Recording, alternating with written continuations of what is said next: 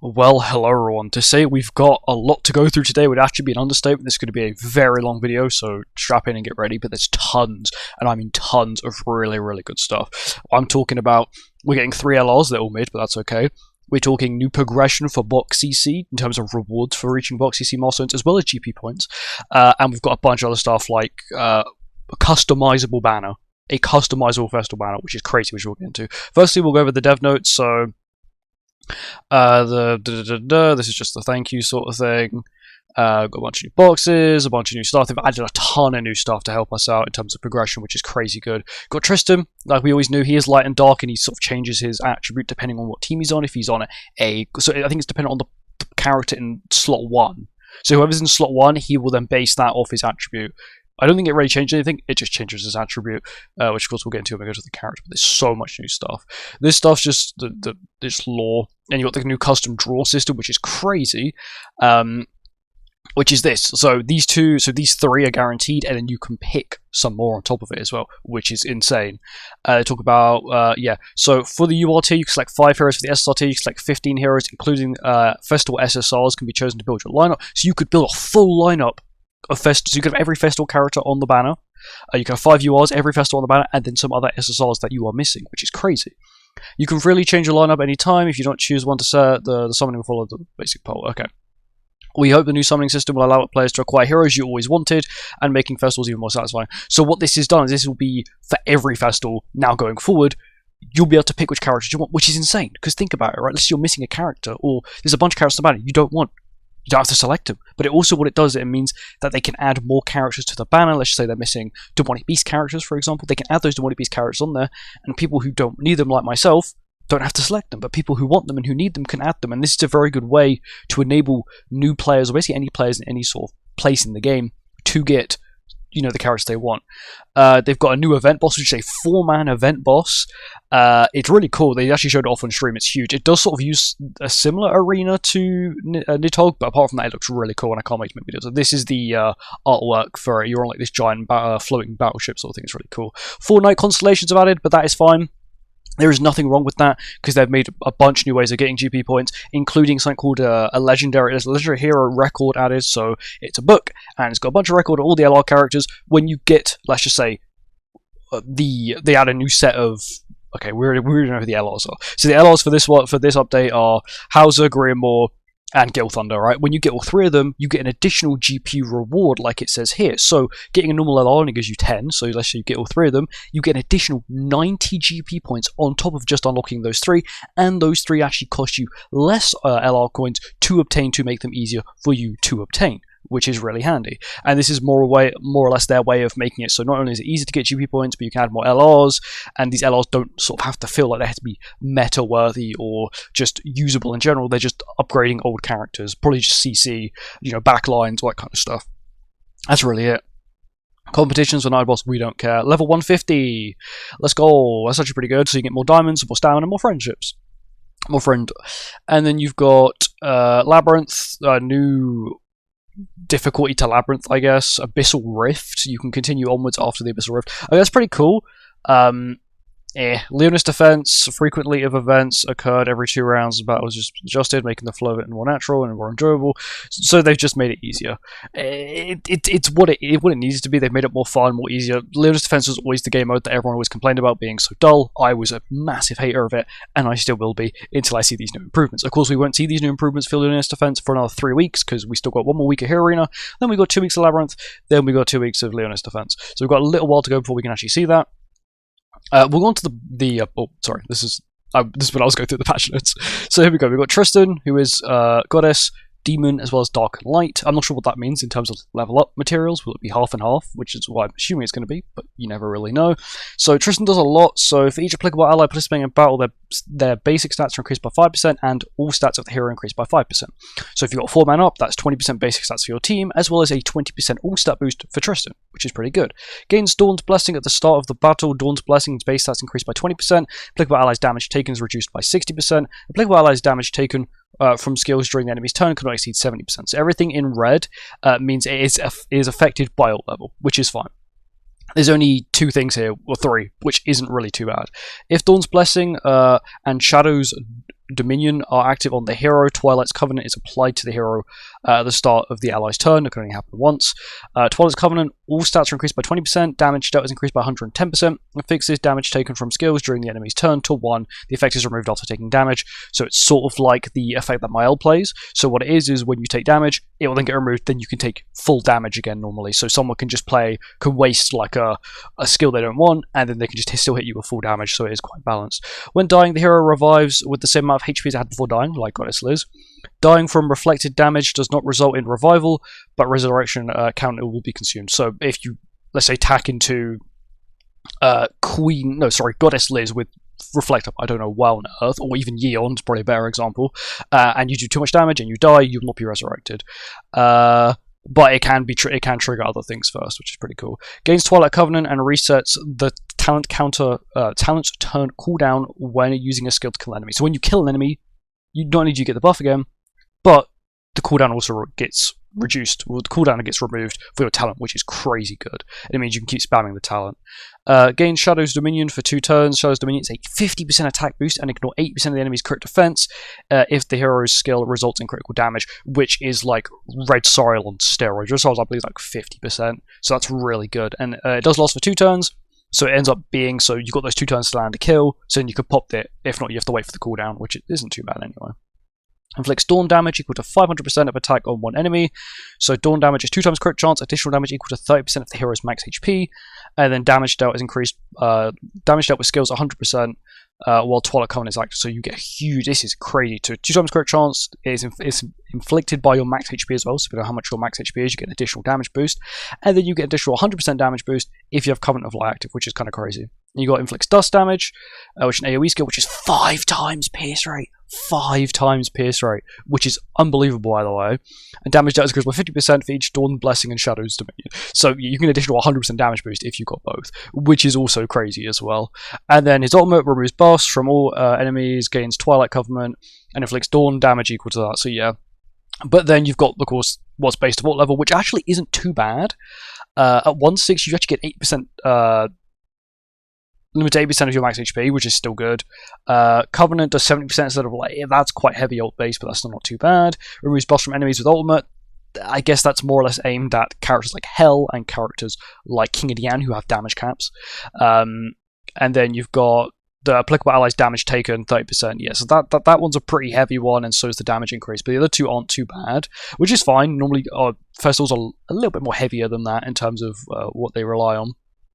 Got the banner, so this is the pickable stuff. So you pick 5 URs, 15 SSRs, that can include festivals, that kind of stuff. So this is all the characters you can pick from. So you can pick 5 URs, of course, Tristan's one you can't remove, but then you can pick 5 more, so you can go 6 URs in total, so you can go, for example, I'm going to pick King of Dian, Lance, so King of Dian, which is 1, Sab, which is 2, Lance, which is 3, Escanor, which is 4, and then probably Mael, which would be 5, because I don't want Gotha. I already got Thor 6/6, Melilis is 5/6, so that's fine, and everyone else I kind of want dupes for.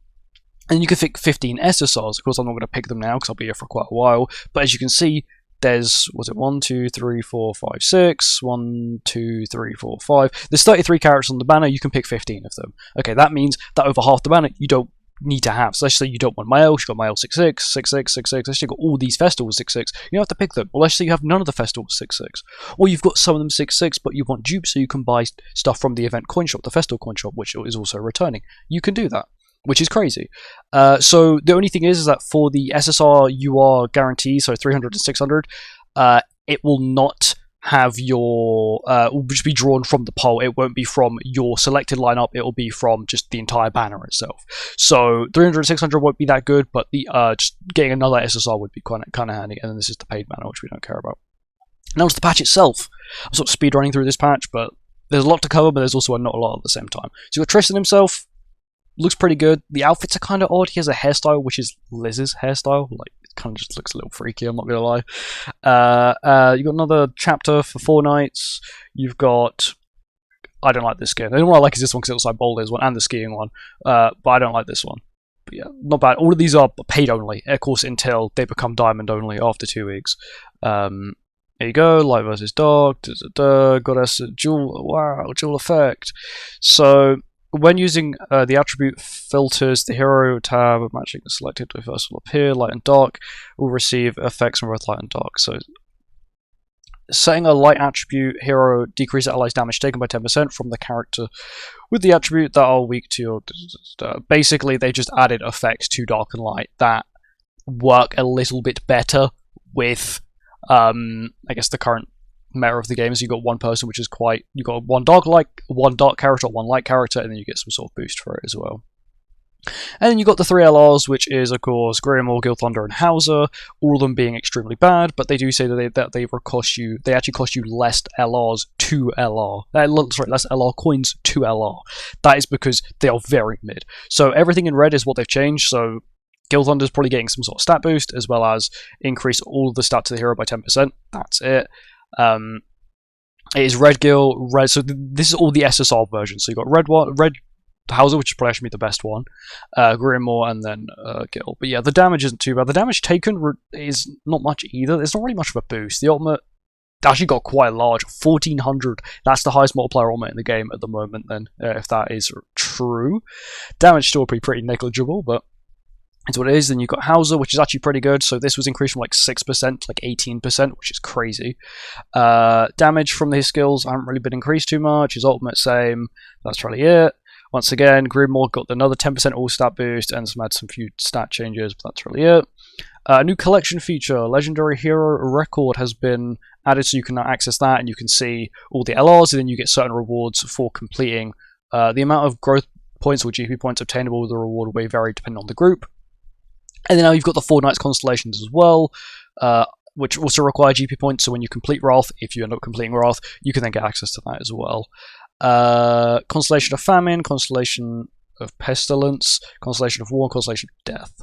But yeah, I've got another 4 Knights card set. For every 1 light attribute ally in the battle, allies' defense related stats increase by N%. For every dark attribute ally, increase attack related stats by X%. So it's not the best, it's not the worst. Technically, you capped at like 8% attack related stats and 8% defense related stats, and then if you've end up Goddess team's going to be kind of an odd one, because they've got melee Liz, which are light, then you've got a dark character, then you've got a dark and light character, so the stats won't really be that good. It'll probably be actually much better on Hero Arena and content like that, where it's 4-man up. We've got 2 new relics as well. We have Lance and we have Tyr. Tyr's relic is probably going to be more impactful in PvE than PvP. I don't think anything's really going to save Tyr in PvP. But for each applicable ally participating in battle, their basic stats increase by 5% and the hero's crit chances increase by 10%. Applicable allies are Unknown Race and Ragnarok. Increase applicable allies' damage dealt to debuffed enemies by 50%. When the hero uses a skill, crit damage increases by 2% for every 1% of HP diminished. Once again, that is solely for Tyr, that is not for his team. Oh, there is my phone going off. And then you've got, of course, Lance's Relic as well, which is also pretty good. And, yeah.